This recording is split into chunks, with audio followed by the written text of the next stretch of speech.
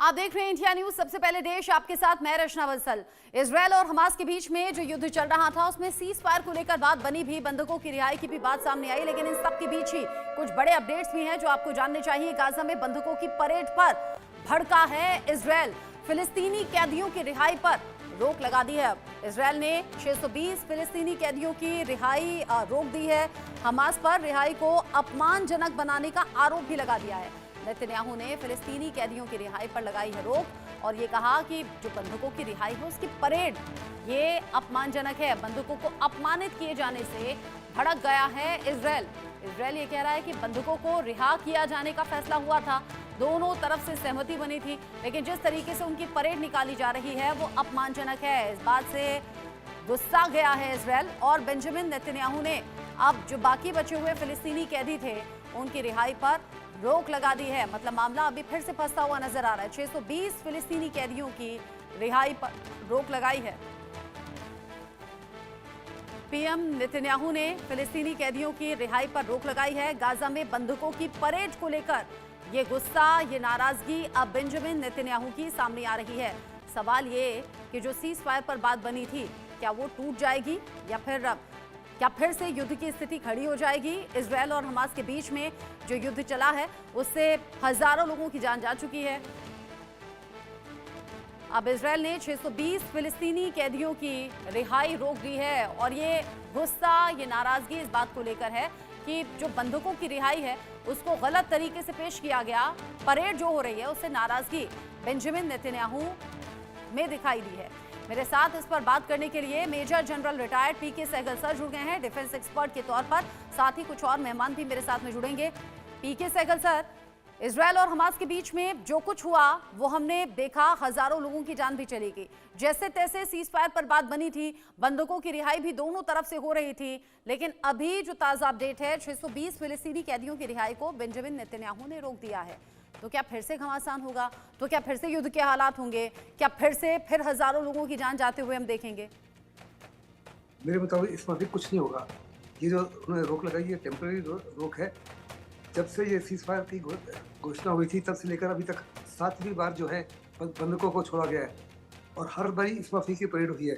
लेकिन कल जो परेड हुई है उसमें कुछ लोगों को दिखाया गया कि जो अपने कैप्टन्स थे जिन्होंने उनको बंधक बनाया हुआ था उनको वो किस कर रहे थे, जिससे बड़ी ज़बरदस्त नाराज़गी हुई है। वहाँ लोगों को बड़ा रोष आया, जिससे उन्होंने 620 जो लोगों को रिहा करना है उसको रोक दिया है। ये रिहाई मेरे मुताबिक टेम्प्रेरी है। वो साफ तौर पे कह रहे हैं कि वो इनको रिलीज़ करेंगे जब हमास जो है आश्वासन देगा कि आइंदा इस माफी की कार्रवाई नहीं होगी। तो मुझे लगता है कि हमास के ऊपर भी काफ़ी प्रेशर पड़ेगा मिडल ईस्ट के बाकी देशों की तरफ से कि किसी प्रकार से सीज फायर टूटनी नहीं चाहिए। उनके अपने लोगों से भी प्रेशर पड़ेगा। लेकिन साथ साथ डोनाल्ड ट्रंप जो है उनके मार्क रूबियो ने एक किस्म से हमास को चेतावनी दी है कि अगर आपने बंधकों की रिहाई को रोक दिया गया या अपने बंधकों को आगे रिलीज करने से मना कर दिया तो हम आपको हर प्रकार से डिस्ट्रॉय कर देंगे। तो यानी दूसरी तरफ से अमेरिका की तरफ से एक किस्म भड़काने की बातचीत हो रही है। उन्होंने बंकर बस्टर एमुनिशन भी दे दिया है, कई प्रकार के नए मिसाइलें भी दे दी है, कई प्रकार के नए तोपे भी दिए, आर्टिलरी एमुनिशन दिया, टैंक एमुनिशन दिया है और वो चाहते हैं कि हमास को हर प्रकार से खत्म किया जाए। लेकिन नेतन्याहू के ऊपर जबरदस्त प्रेशर है इजरायली पॉपुलेशन का, उनके अपने जो रिजर्विस्ट का, उनके अपने इकोनॉमी का, क्योंकि जितने भी रिजर्विस्ट हैं वो सारे के सारे वहाँ की फैक्ट्रीज और इंडस्ट्रीज में काम करते हैं जो पिछले 15 महीने से हर प्रकार से ठप है। उनकी इकोनॉमी काफ़ी ज़्यादा गिर चुकी है और लोग जो है 15 महीने की लड़ाई से तंग आ चुके हैं, काफ़ी थक गए हैं। बैटल फटीग है, बैटल स्ट्रेसेस है, जिससे उनके जो सोल्जर्स हैं वो चाहते हैं कि ये पीस को कायम रखा जाए। ऐसे में मुझे नहीं लगता कि तमाम कोशिशों के बावजूद भी इजराइल जो है इसको सीज फायर को तोड़ सकता है या आगे वाला जो फेज 2 है उसमें कोई बड़ी एक बात और पीके सहगल सर, एक बात और, अगर हमास और इजराइल के बीच में ये डील हुई, ये समझौता हुआ कि हाँ सीज फायर हो, उसका पालन किया जाए, दोनों तरफ से बंधकों की रिहाई हो, खबर ऐसी सामने आई थी कि 2 मासूम बच्चे, बहुत छोटे बच्चे जिन्हें हमास ने गला घोंटकर मार डाला, इस पर भी इजराइल भड़का हुआ है, नेतन्याहू भड़के हुए हैं। कुछ ऐसी भी खबरें तो होंगी ना जो आप और हम तक पहुंचती नहीं होंगी? नहीं, ये सारी खबरें आज के सोशल मीडिया के माध्यम से ये सारी खबरें सबके पास एक इंस्टेंटेनियसली पहुंच जाती है।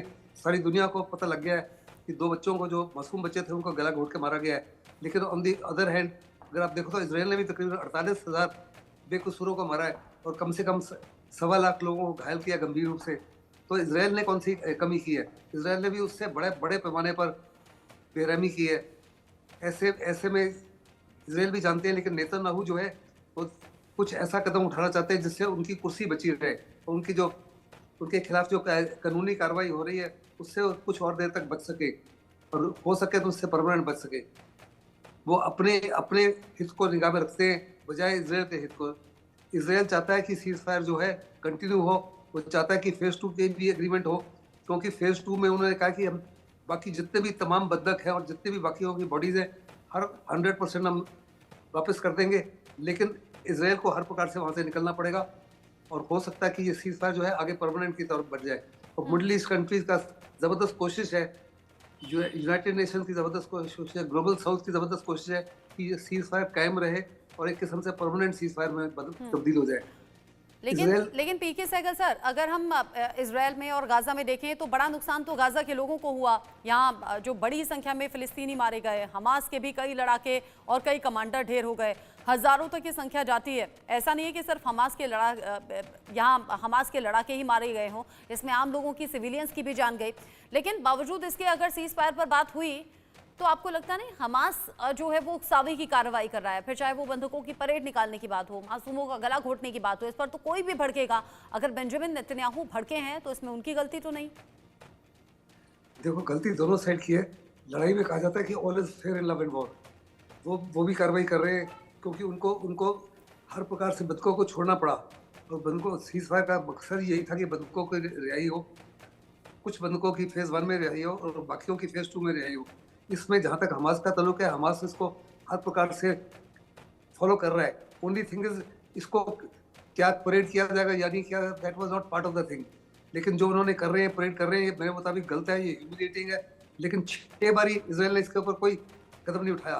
लेकिन 7वीं बारी जब उन्होंने दिखाया कि कुछ जो उनके बंधक थे वो हमास के ऑपरेटिव्स को किस कर रहे थे, यानी दूसरे लफ्ज़ों में कह रहे थे कि हम आपको मिस करेंगे, आपने हमारे साथ बड़ा अच्छा बर्ताव किया, विच वाज टोटल प्रोपेगेंडा। इस टोटल प्रोपेगेंडा उससे नेतन्याहू भड़के हैं। मुझे नहीं लगता ये सीज फायर रुकेगी, मुझे नहीं लगता कि लड़ाई दोबारा शुरू होगी। इसमें किसी प्रकार का कोई शक नहीं कि इसराइल ने जो भी कार्रवाई की है उसमें से 70 to 80% जो लोग मारे गए हैं वो सिविलियंस हैं, औरतें हैं, बच्चे हैं और जो 1,15,000 या 20,000 घायल हुए उसमें भी ज़्यादा औरतें और बच्चे हैं और बूढ़े लोग हैं। ऐसे में इसराइल ने भी कोई कमी नहीं की। दुनिया चाहती है कि ये सीज फायर कायम रहे, दुनिया चाहती है कि वहाँ अमन हो। अगर आप देखो तो गाजा में इतने बड़े पैमाने पर उसको खंडरात में बदली कर दिया गया है जिसको मलबे को हटाने में कम से कम 10 साल लगेंगे। और उन लोगों के पास इस समय बहुत ज़बरदस्त उनके पास प्रॉब्लम्स हैं। एक तो डिजीज़ फैल रही है, बड़े पैमाने पर कई बीमारियां फैल रही हैं, ज़बरदस्त वहाँ विंटर्स हैं और उनके पास बचने के लिए कुछ भी नहीं है।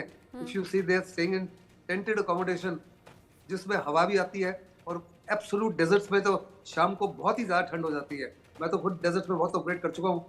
एक किस्म से ऑलमोस्ट मुश्किल हो जाता है अपने जीवन को कायम रखना और ये सब वो झेल रहे हैं। लेकिन साथ ही साथ इसराइल ने हमास ने ये भी कह दिया है कि जब लड़ाई शुरू हुई थी तो हमारे पास 35,000 सैनिक थे, अभी हमने 50,000 और को रिक्रूट कर लिया है।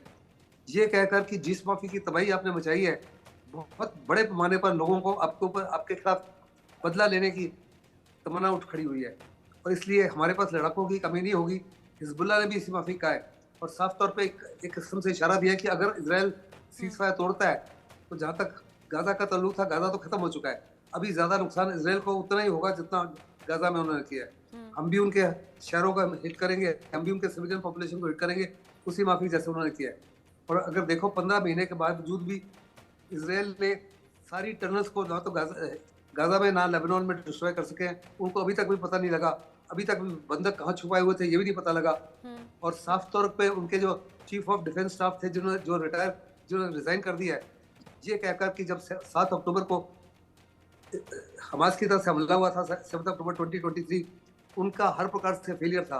उन्होंने कहा कि कुछ और लोगों को इशारा करते हुए नेतन्याहू को की रिस्पॉन्सिबिलिटी एक्सेप्ट करनी चाहिए कि उनके कार्यक्रम में इस माफी का हुआ। उन्होंने साफ तौर पे कहा जो हमारे वॉर एम्स थे जिसमें कि हमास को हर प्रकार से खत्म किया जाए, बंधकों को छुड़ाया जाए और हमास को फ्यूचर गवर्नेंस से अलग किया जाए। हाँ। उन्होंने कहा ये वॉर एम्स अचीवेबल नहीं है, अभी तक अचीव नहीं हुए और ना ही आगे आगे अचीव हो सकते हैं। तो यानी उनके अपने डिफेंस चीफ्स ये कह रहे हैं, उनके अपने बाकी मिलिट्री लीडर्स कह रहे हैं, लेकिन नेतन्याहू अड़े हुए हैं, ट्रम्प अड़े हुए हैं कि हम हर प्रकार से हमास को खत्म करेंगे। हमास जो है इज एन आइडियोलॉजी, आइडियोलॉजी को खत्म नहीं किया जा सकता। दुनिया में जितने भी इस माफी की ऑर्गेनाइजेशन है, क्या ISIS खत्म हुआ है, क्या अलकायदा खत्म हुआ है, क्या बोको हरम खत्म हुआ है, LET जैसे मोहम्मद हिजबुल मुजाहिदीन सारे के सारे जिंदा हैं। पाकिस्तान की जबरदस्त कोशिश है तरीके तालिबान पाकिस्तान को खत्म करने के लिए, क्या खत्म कर पा रहे हैं? ऐसे में ये जो आइडियोलॉजीज हैं इनको खत्म नहीं किया जा सकता और बहुत बड़े पैमाने पर जो है लोग इनके साथ जुड़ते हैं। जैसे कि हमास ने कहा कि हम 50,000 लड़ाके और खड़े कर चुके हैं। रचना, आपने बताया कि किस तरीके के हालात अभी हैं और क्या कुछ पॉसिबिलिटीज हैं। मेरे साथ में मेजर जनरल रिटायर्ड सुधाकर जी भी जुड़ गए हैं डिफेंस एक्सपर्ट के तौर पर।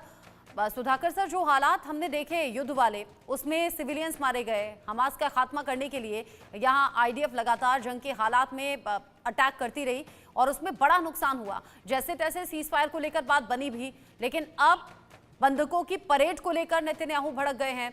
वहां हमास ने 2 मासूम बच्चों का गला घोटकर उनकी हत्या भी कर दी है। ये तमाम जो खबरें हैं, हमास क्या अभी भी उकसावे वाली कार्रवाई कर रहा है और क्या युद्ध के हालात फिर से छिड़ सकते हैं क्या, या भी थोड़ा संतोष किया जा सकता है कि हालात फिर से बदलेंगे नहीं या युद्ध भड़केगा नहीं?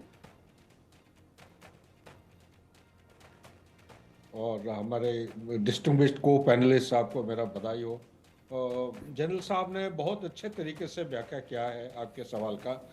ये इस किस्म की लड़ाई रचना कभी बंद नहीं होती है। आप देखिए, हम अगर अपने व्यूअर्स का ध्यान थोड़ा पीछे ले जाते हैं, यही हमास के खिलाफ कितने 6 बार, 1 2 2002 4 6 फिर उसके बाद 8 फिर 14 6 बार ऑलरेडी लड़ाई कर चुके हैं और बंद भी हो चुका है, सीज फायर हुआ है। कहाँ खत्म हुआ ये? आप देखिए, हमास की जो फॉर्मेशन है, आप अगर अपना ध्यान ले लेंगे इतिहास में, ये एक्चुअली उनकी जो क्रिएशन है, बोलते हैं 1997 में, बट इसकी शुरुआत हो गई थी 82 से। PLO जैसे क्रिएशन हुआ था और हमास PLO से ही सृष्टि हुई है।